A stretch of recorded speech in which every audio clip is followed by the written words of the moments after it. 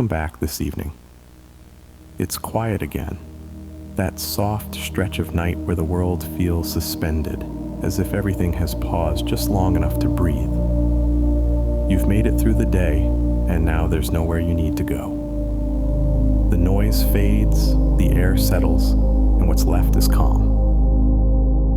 Let your shoulders ease, your jaw unclench, your thoughts slow to something gentle and unhurried. There's nothing to solve right now, nothing to finish. Just rest here in this small, still space between one moment and the next. Tonight's story is called The Train That Slept Between Stations. It's about a place that keeps moving, even when it stands still. A quiet carriage, dim lights, and the hum of an engine dreaming of faraway tracks. So, settle in. Close your eyes, or don't. It doesn't matter. Let the rhythm of the rails carry you somewhere soft, somewhere in between waking and sleep. The train wasn't moving when I stepped aboard. It sat beneath a sky that looked more like velvet than air, thick and endless, stitched with faint lines of light that might have been stars or reflections of something closer. The platform was empty, but the lamps were still on, small halos of gold light pooling across the worn planks, humming faintly like the breath of something half asleep. When I climbed the steps, the air changed, cooler, still, almost listening. I could feel the echo of movement that had stopped long ago, like a song paused halfway through. Inside, the train was dimly lit by the soft pulse of bulbs that flickered once every few seconds, not enough to see clearly, but enough to know where the aisle ran. The seats were empty, though a few still held the shapes of passengers long gone, coats folded neatly, cups left beside the windows, faint warmth where someone might have been sitting only moments before. I ran my hand along the back of a seat and felt dust, cool, smooth, untouched for longer than I could guess. The whole car smelled faintly of iron and rain, the scent of travel that never quite arrives anywhere. I took a seat by the window, and outside the fog pressed close, as if curious to see who had returned. The glass was cold beneath my fingertips. Beyond it, faint lights pulsed in the distance. Perhaps another town, or perhaps just the reflection of this one repeating itself into the dark. The world outside seemed to shift when I blinked, like it wasn't sure what shape it wanted to hold. Somewhere, far down the line, I heard the faint creak of metal. Not motion exactly, but the sound of something remembering how to move. It was soft, rhythmic, and it echoed down the length of the train like a heartbeat waiting for its cue. I leaned back, feeling the seat sigh under my weight. The stillness was heavy, but not unfriendly, more like a pause that had simply gone on too long. Somewhere in the next car, a door shifted just slightly, then closed itself again with a quiet click. I didn't move. There was no fear in it, only the small wonder of realizing I wasn't the only one awake on a train that had forgotten how to go anywhere. I stood and moved toward the end of the car. Each step sounded softer than it should have, as though the floor had learned to absorb footsteps after so many years of waiting.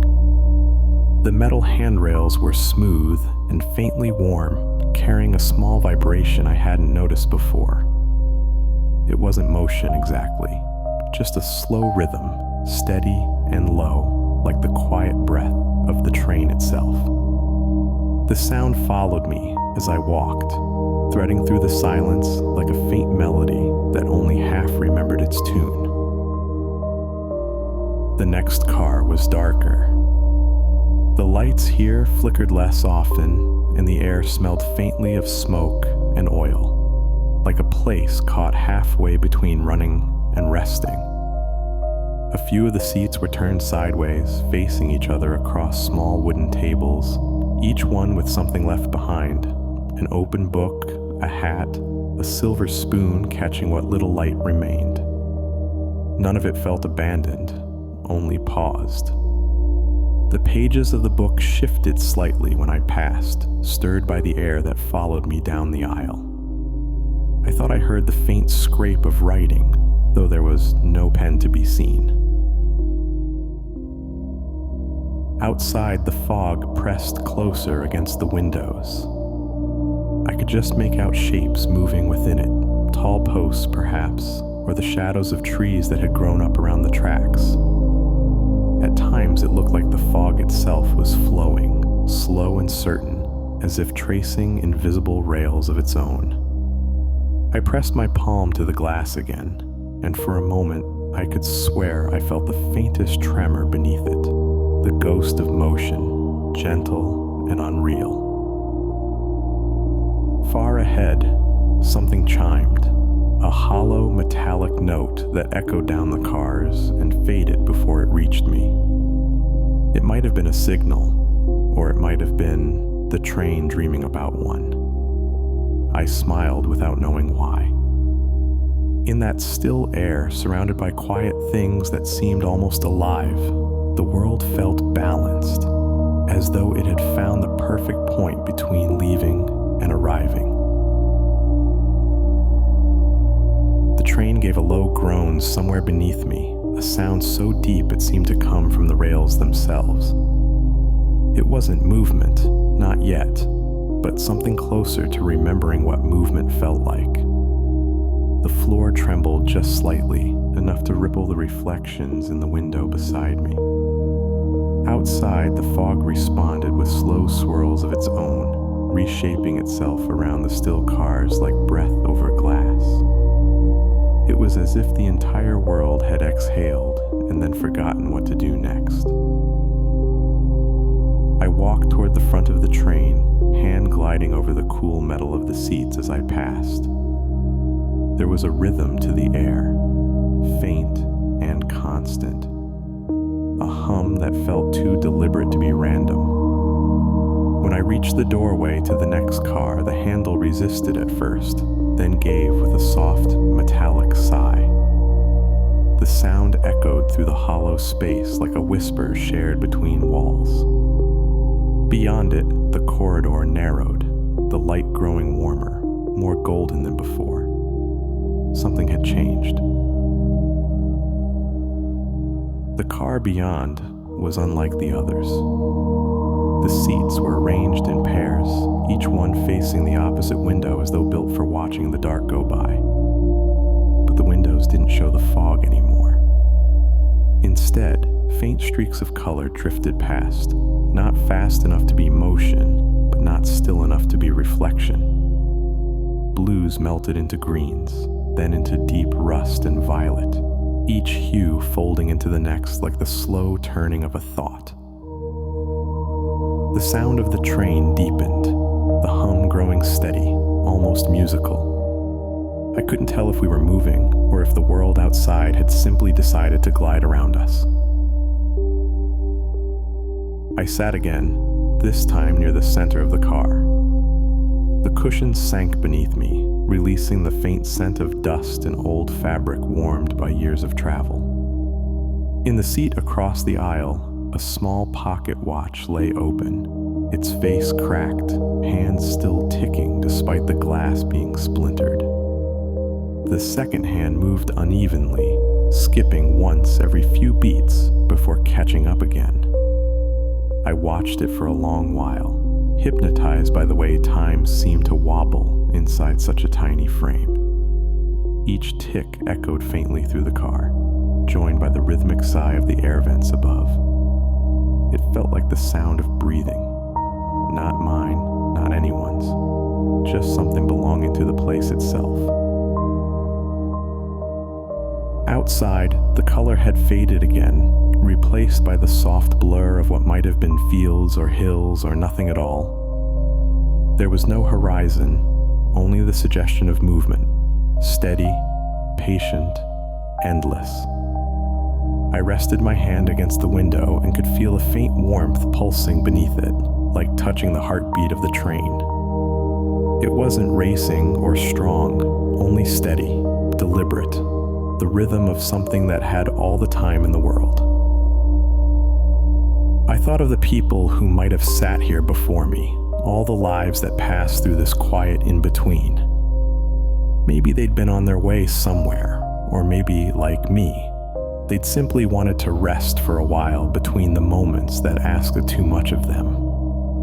The thought was oddly comforting, to know that even stillness had company. I leaned my head against the seat and closed my eyes, letting the hum beneath me become the only sound that mattered. If the train was moving, I didn't feel it anymore. It was as if we'd both agreed to stay like this for a while, still, breathing, and waiting for morning to find us wherever we were. When I opened my eyes again, the light in the car had changed. It was softer now, a pale gold that seemed to glow from nowhere in particular, as though the air itself had learned to shine. Dust floated lazily through it, each particle turning slow circles before vanishing into the dimness above. For a moment, I forgot where I was. The train no longer felt like metal or motion. It felt like a place that had been thinking quietly to itself for a very long time. The hum beneath my feet was steadier now. The rhythm had shifted slightly, like a heart that had found its beat again after a long pause. Outside the window, the shapes had grown clearer. They weren't hills or clouds, but something else. Layers of light and shadow folding over one another like memories stacked without order.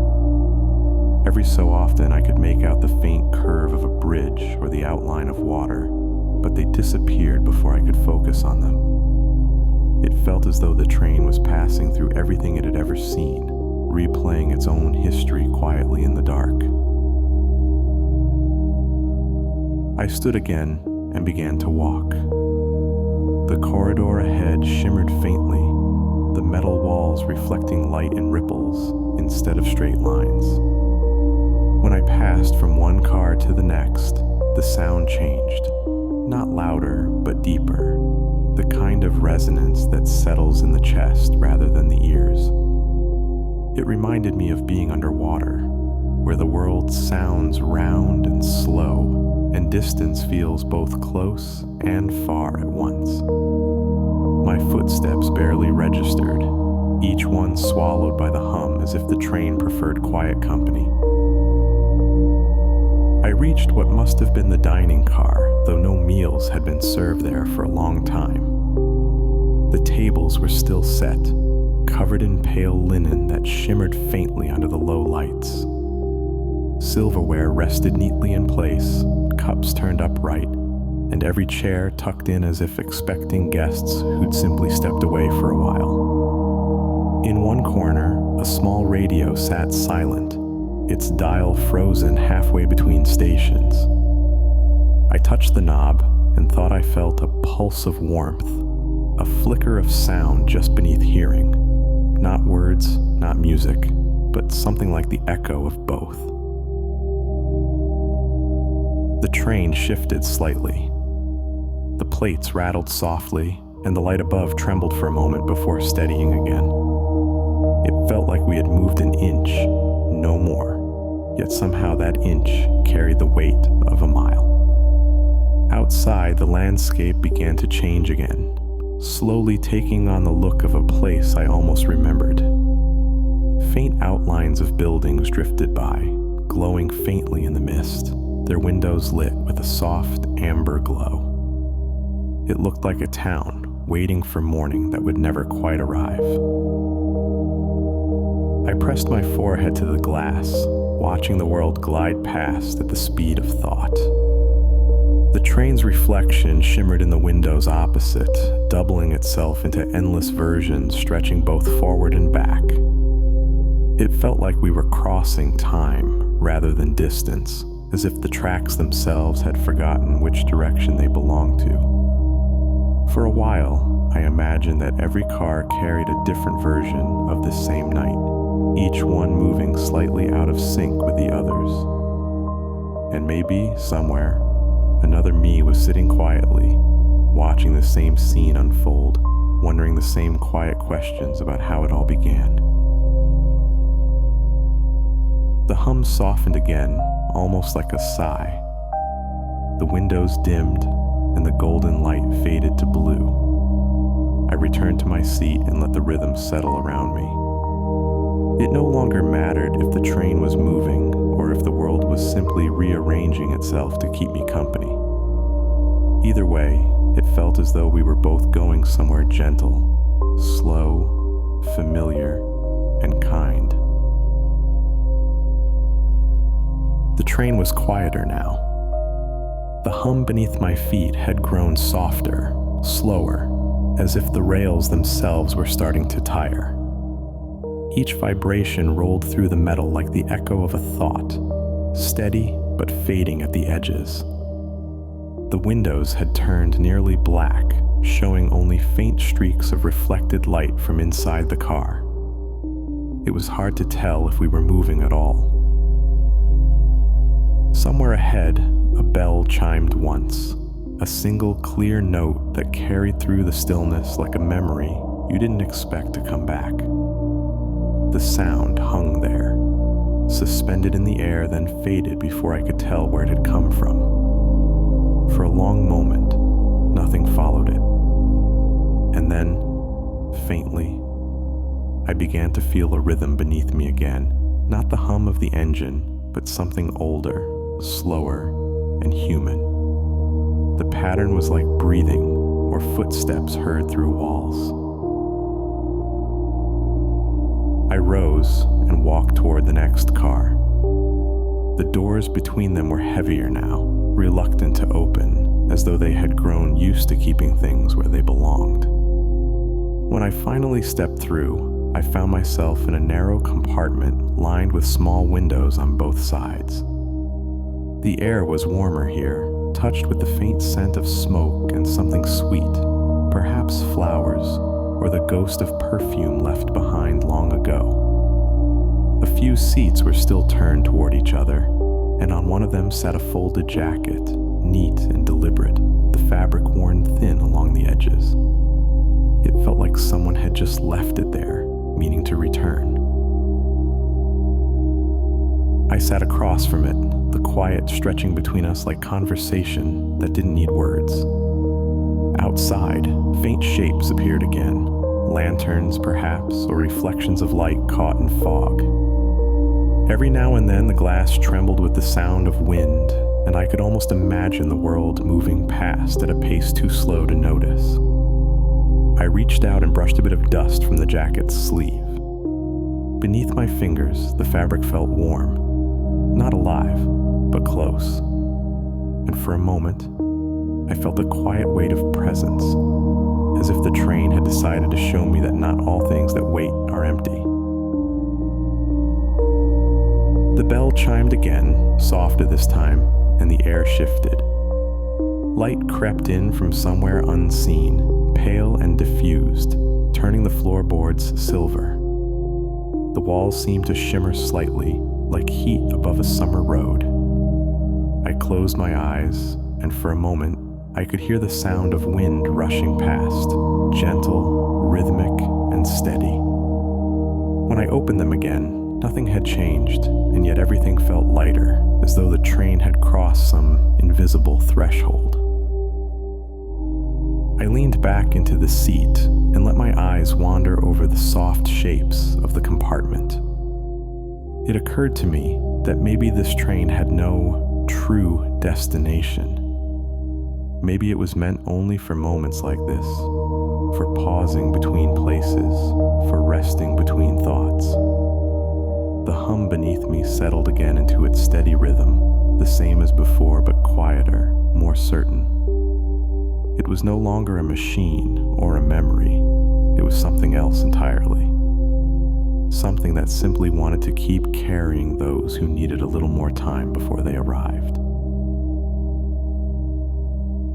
At some point, I realized the rhythm beneath me had slowed. It wasn't a sudden stop, more a soft exhale, the kind that comes at the end of a long sentence.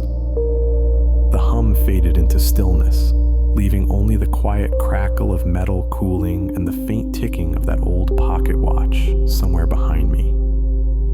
I opened my eyes to find the light had changed again. It wasn't gold this time, or blue. It was something softer, the pale tone that comes just before dawn when the world hasn't decided what color to be.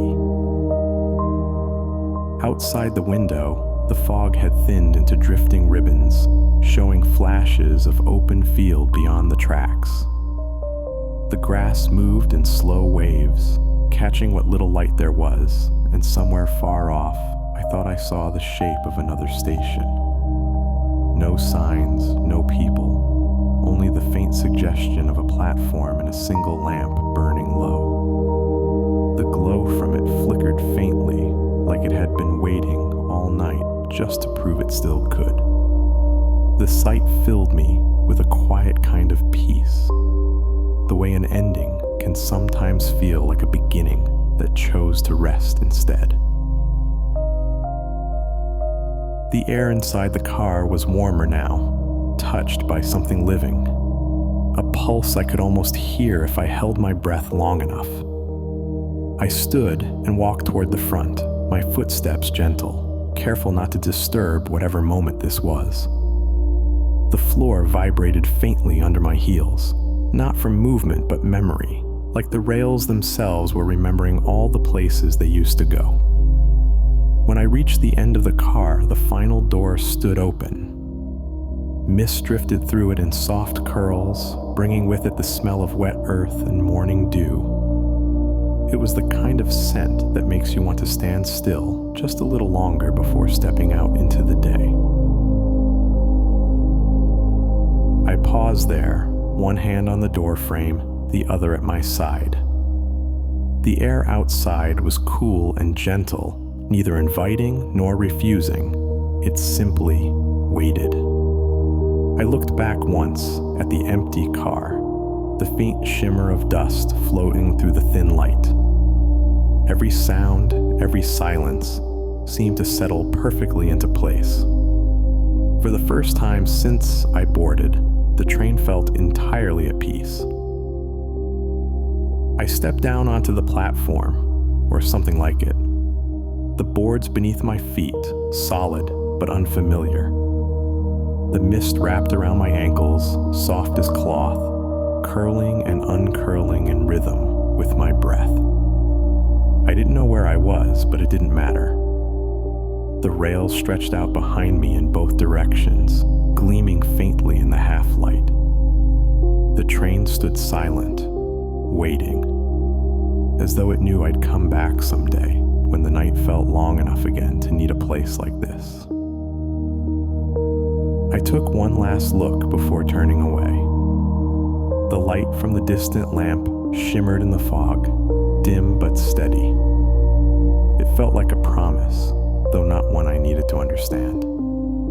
I started walking toward it, each step slower than the last, the ground soft beneath my shoes. The train behind me stayed quiet, a patient heartbeat fading into the gray. And as I walked into the mist, I could feel the world beginning again, gently, the way morning always does when it's been waiting all night for you to rest. So here's where the story ends.